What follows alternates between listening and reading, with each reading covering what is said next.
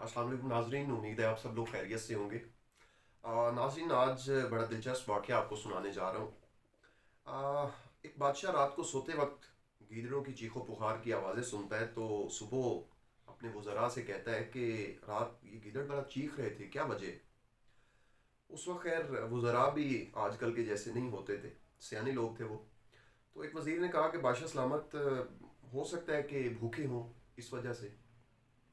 तो बादशाह सलामत ने फ़ौरन जो है वो ऑर्डर जारी किया कि उनके लिए खाने पीने का बंदोबस्त किया जाए। अब वज़ीर ने कुछ अपने घर भिजवाया, कुछ अपने दोस्त सहबाब रिश्तेदार और कुछ तकसीम कर दिया। आ, अगले रात सोते वक्त फिर बादशाह को वही आवाज़ें। बादशाह ने सुबह वज़ीर से पूछा कि उनके खाने का बंदोबस्त नहीं किया था, उनकी आवाज़ें आ रही थी। बादशाह सलामत, वो तो कर दिया था। बादशाह पूछता है कि फिर वो क्यों चीख रहे थे।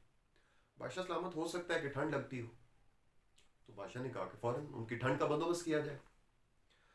अच्छा जी, वज़ीर ने दोबारा कुछ बिस्तरे लिए, कुछ अपने घर, कुछ अपने रिश्तेदारों के, कुछ दोस्त अहबाब।